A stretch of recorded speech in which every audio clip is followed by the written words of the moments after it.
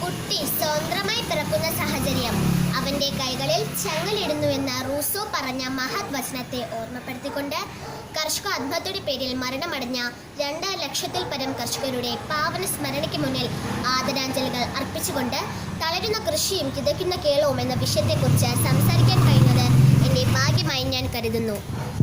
ഭാവത്തിന്റെ പരികൂടിയിൽ അഭാവം വരാം. എൻ്റെ വാക്കുകൾ ഇടരുന്നുണ്ടെങ്കിൽ സദ്യം ക്ഷമിക്കുക. കൃഷിക്ക് പേരുകേട്ട നമ്മുടെ കൊച്ചു കേരളം ഇന്ന് കൃഷി അന്യം നിന്ന ഒരു സംസ്ഥാനമായി മാറിക്കൊണ്ടിരിക്കുന്നു. നിത്യോപയോഗ സാധനങ്ങൾക്ക് പോലും അയൽ സംസ്ഥാനങ്ങളെ ശരണം പ്രാപിക്കേണ്ട ഗതികേടിലാണ് ഇന്ന് മലയാളികൾ എത്തിച്ചേർന്നിരിക്കുന്നത്. കാർഷികോൽപാദന രംഗത്ത് സ്വയം പര്യാപ്ത കൊണ്ട് നമ്മുടെ സമ്പദ് വ്യവസ്ഥയിൽ നല്ലൊരു പങ്ക് വഹിച്ചിരുന്ന നമ്മുടെ കർഷകർ ഇന്ന് ഒരു നേരത്തെ ആഹാരത്തിനായി അധികാര സ്ഥാനങ്ങളിൽ പോയി യാചിക്കുന്ന കാഴ്ചയാണ് നാം കാണുന്നത്. കാർഷികോൽപാദന രംഗത്തെ സാങ്കേതിക മുരടിപ്പും പ്രകൃതിക്ഷോഭങ്ങൾ മൂലമുള്ള കൃഷിനാശങ്ങളും ഇല്ലാത്ത വിമാനത്താവളങ്ങളുടെ പേരിൽ കൃഷിഭൂമികൾ ഏറ്റെടുത്ത് നികത്തിയെടുക്കുന്ന ഭൂമാഫിയകളുടെ കടന്നുകയറ്റവും അതിനൊക്കെ ഭരണാധികാരികളുടെ നിർലോഭമായ പിന്തുണയും കൂടിയായപ്പോൾ കാർഷികോൽപാദന രംഗത്തെ പതനത്തിന് നാം ആക്കം കൂടുകയായിരുന്നു.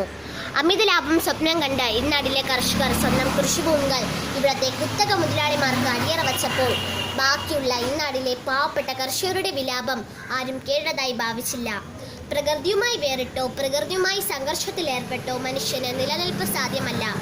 ലോക വ്യാപാര സംഘടനകൾ പോലുള്ള പുതിയ ആഗോള സംവിധാനങ്ങളുടെ നിബന്ധനകൾ കാരണം നമ്മുടെ വിപണികൾ ഇന്ന് ആഗോള വിമന്മാർക്കു വേണ്ടി തുറന്നിട്ടപ്പോൾ കർഷക മേഖലകളിലുണ്ടായ തകർച്ച വിലമതിക്കാനാകാത്തതായി. എല്ലാ വെല്ലുവിളികളെയും അതിജീവിച്ചുകൊണ്ട് കാർഷികോൽപാദന രംഗത്ത് സ്വയം പര്യാപ്തം നേടിയ കർഷകരെ വിത്തുൽപാദന രംഗത്ത് എന്ന പോലെ വിദേശ മുതലാളിമാർ കൊള്ളയടിക്കുന്ന കാഴ്ച മലയാളികളുടെ ദീനരോധനങ്ങളായി മാറി.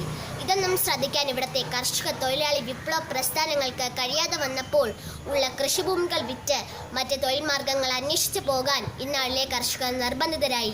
നമ്മുടെ നാണ്യവിളകളായ കുരുമുളക്, ഇഞ്ചി, ഏലം തുടങ്ങിയ കൃഷി ഉൽപ്പന്നങ്ങൾ നഷ്ടത്തിലേക്ക് കൂപ്പുകുത്തിയപ്പോൾ അതിനൊരു കൈത്താങ്ങാവാൻ ഇന്നാളിലെ സർക്കാരുകൾ തയ്യാറായില്ല. കൃഷി നമ്മുടെ നാട്ടിൽ ഓരോ വർഷം കൂടുന്തോറും കുറഞ്ഞുകൊണ്ടിരിക്കുന്നു. കിണറ്റിൽ നിന്നും നീരുറവകളിൽ നിന്നും നേരിട്ട് വെള്ളം കുടിച്ചുകൊണ്ടിരുന്ന നമ്മൾ ഇന്ന് കുപ്പിവെള്ളത്തിന്റെ അടിമകളാണ്. ഇതിനൊരു അറുതി വന്നേ മതിയാവും. നമ്മുടെ പരമ്പരാഗതമായ കൃഷിഭൂമികളും കാർഷിക ഉൽപ്പന്നങ്ങളും മറ്റും മഞ്ഞം നിന്ന് പോകാതെ കണ്ണിനെ കൃഷ്ണമണി പോലെ സംരക്ഷിക്കുമെന്നും കേരളത്തിലെ ആബാല വൃദ്ധജനങ്ങളെയും സംഘടിപ്പിച്ച് കാർഷികോൽപാദന രംഗത്ത് നമ്മുടെ കൊച്ചു കേരളത്തെ 1ാം സ്ഥാനത്തെത്തിക്കാനുള്ള എല്ലാ ശ്രമഫലങ്ങളും നാം എല്ലാവരുടെയും ഭാഗത്തു നിന്ന് ഉണ്ടാകുമെന്ന് ആത്മാർത്ഥമായി പ്രാർത്ഥിച്ചുകൊണ്ട് എൻ്റെ വാക്കുകൾ നിർത്തുന്നു. നന്ദി. നമോ വാകം.